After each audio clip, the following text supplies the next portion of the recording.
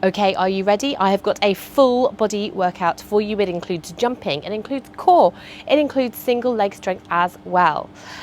We have got 4 exercises. We're going to do each exercise 4 times over, 50 seconds on, a 10-second break. And the first one we have is called our walkout. So we're going to stand at one end of the mat. We are going to bend all the way down. We're going to walk those hands forwards. And we're just going to take it into a midway between a plank and a hover dog. So roughly about here. Keep that core nice and engaged, and you're going to come all the way back out and stand. Let's go. That 50 seconds has started. So we're going to come down. We're working through those legs. You're going to come out roughly to here and back up again. So you can see that the more we come into this core position, we're working through our body into this plank position. But we're also not fully extending. What that does is it just means that we have got a little bit of extra support through our core. Focus on breathing out as you stand back up, breathing in as you come back down. So try and go with the flow on this exercise. And don't think too much about overstraining or over tensing through those muscles. Okay, so you're lucky. We've got 3 seconds left now. And then we're going to get back into it. Coming all the way up, holding it here just for a second, all the way back up again. I think sometimes what happens when we exercise is we often tend to overthink some of the moves. And actually, for me, one of the main things that I find really helps is just focusing on the breathing. So breathing in for this exercise, breathing out as you come up. In and out. So this is called an inchworm because you can also do this exercise where you come into a plank position and then you jump your feet in towards your hands, and you can actually walk around the room like it. But this is, I don't know, this is a worm that isn't going very far. Let's go.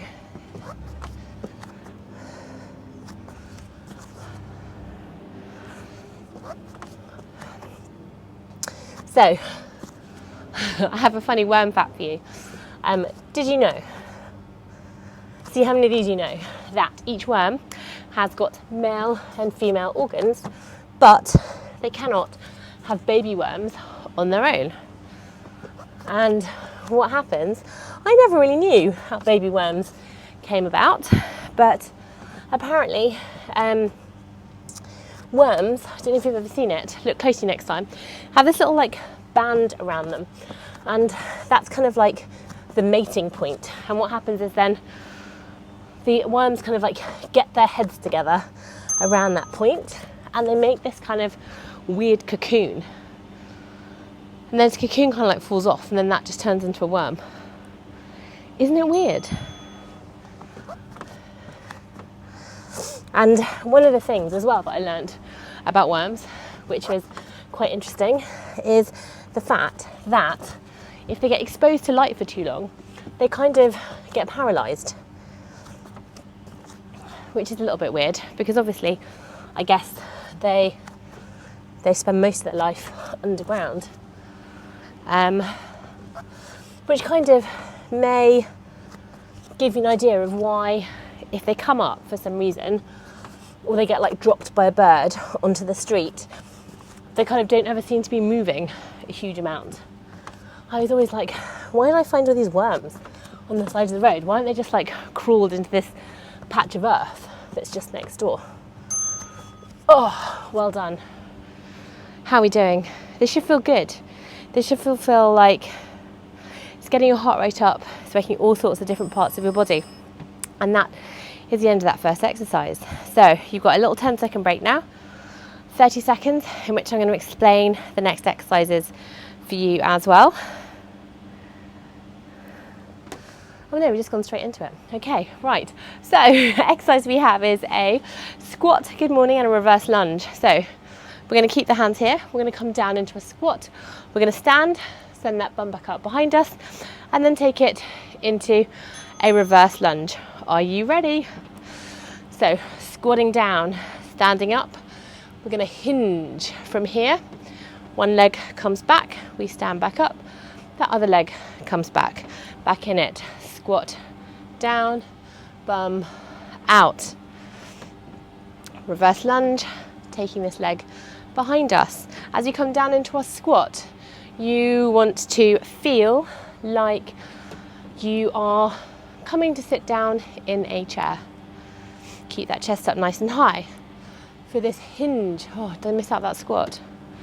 Oh no. So, imagine you're sitting down. Squeeze to come back up again.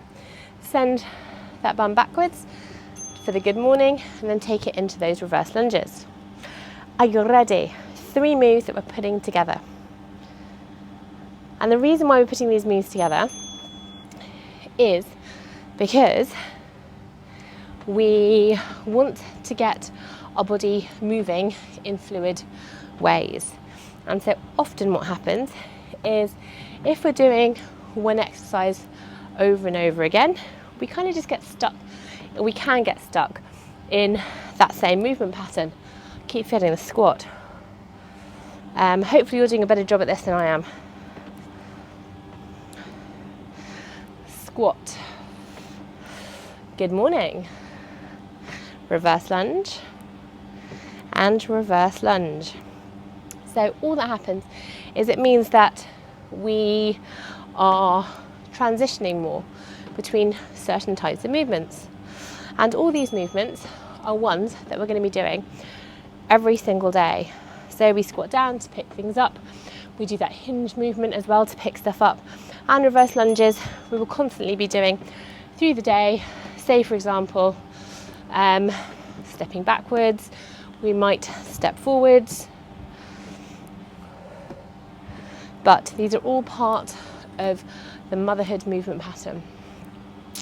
So it makes sense to put all of these together. Should be getting into the swing of things now. Squat, stand, bum goes backwards, and reverse lunges. If you can with the reverse lunges, why not try mix up which foot you send backwards first? Because we sometimes get stuck into patterns without even really realising it. How are we doing? We're all right. Okay, let's go. 3, 2, and 1. Squatting down. Hinging. Reverse lunging.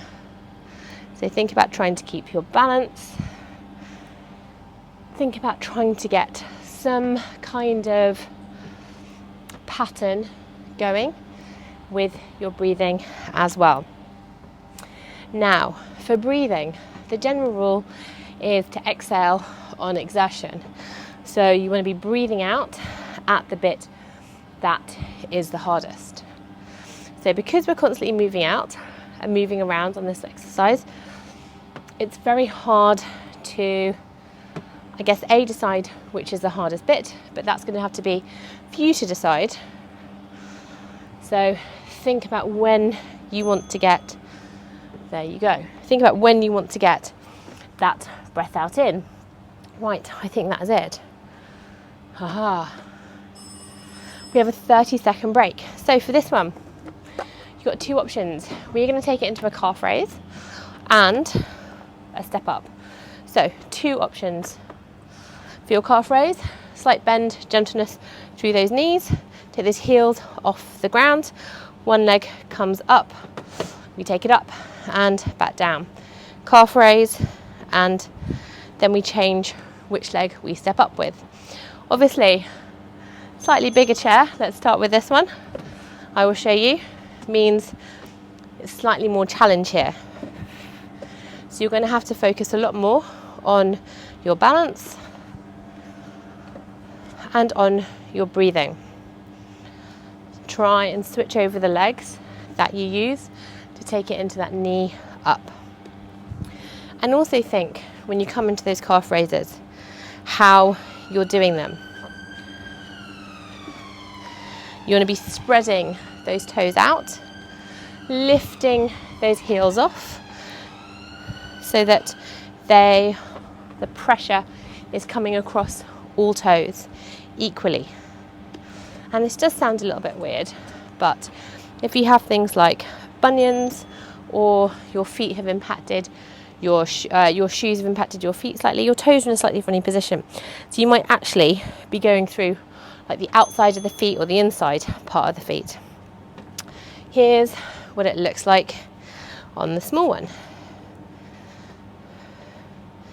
So we're getting our single leg strength in here. Balance.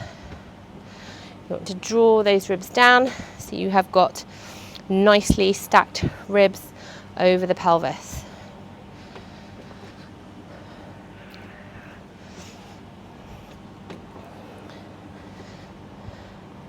Try and get those hands involved as well.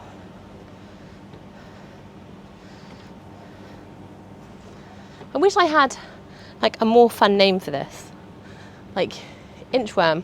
I had like some cool wormy facts.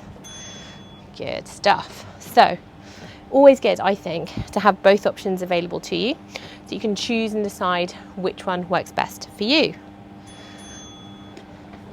And you might find that some days your body can handle a certain amount of challenge and some days it just can't. And that is totally fine.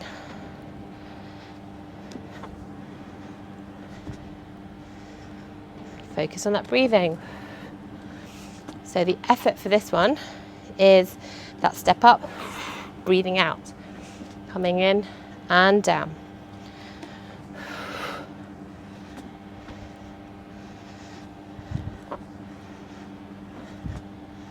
Try and land nice and softly.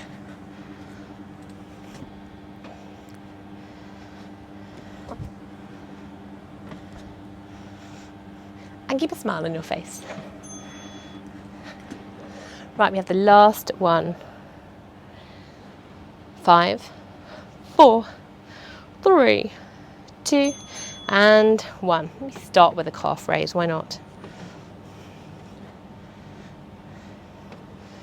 So calf raises, slightly underestimated, because yes, they're working through the calves, but they're also working on balance.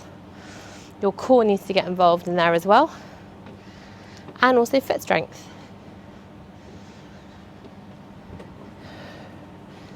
Relax the shoulders, try and keep your breathing nice and steady.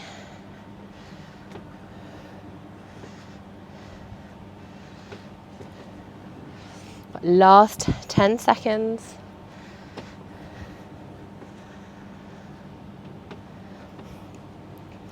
3, 2, and 1. One more exercise to do. Let's put away our equipment. And I'm going to take you into the last exercise. So for the last exercise, you're going to come out into a side lunge. So that leg comes out, that bum and the hip comes out over that side. You want to try not to push that knee forwards. And then as you push off this foot, you're going to take it up, whoa, into a knee up. So we're going to come down and up like this. So we're going to do one side first like that, and then we'll change over for the other side. Let's go. So you're coming down and up, down and up. This is really good, I always find, because you have got a little bit of core engagement, a nice little stretch through the inside of the leg as you come out, working through that single leg. And then we've also got some of that balance as well. Breathe out as that knee comes up.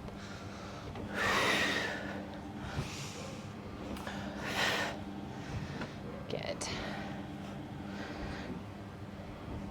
This is something that you can also progress if you want with some weights. So you can have some hand weights, holding them on either side, or you can even do it with one weight as well. So we're going to take it over to the side. So now this leg is going to be my anchor. Let's go. Coming out, that bum sinks backwards and you want to feel like you're pushing off. So what I like about these kind of exercises is it helps you, I guess, understand your own body a little bit more, because you then have to judge how much push you need to get up into this knee lift. It's a bit like a skater. Breathing out as you come up and lift that knee up.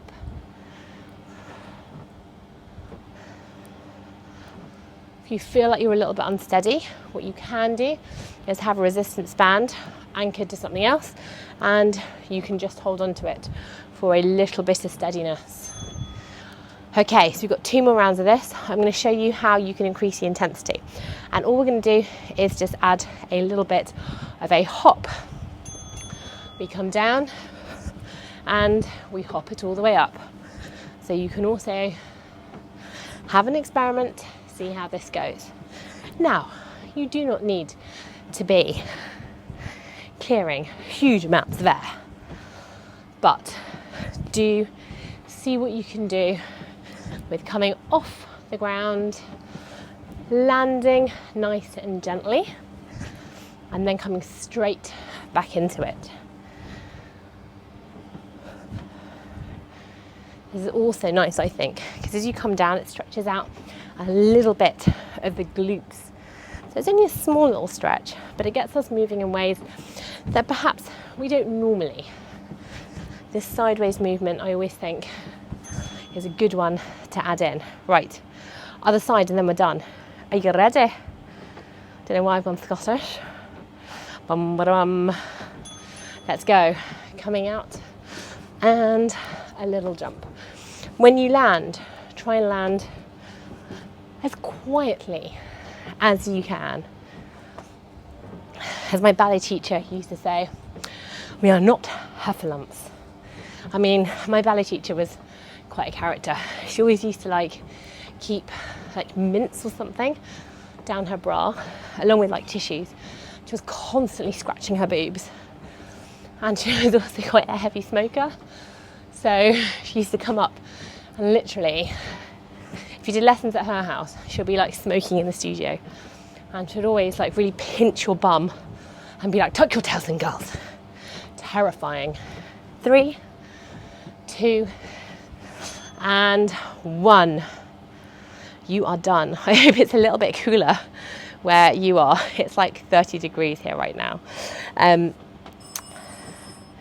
Just have a little bit of a finish just by stretching out through the back and through those hips. Some hip circles.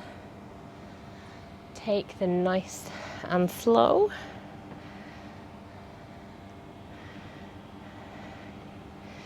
Good, let's just take one arm all the way up. Let's get the other arm. We're going to pull it all the way up, and I'm just going to take a little gentle stretch over to one side. Breathe in, switch over. Breathe in, come all the way out. Roll those shoulders forwards, roll those shoulders back, and you're done. Good work.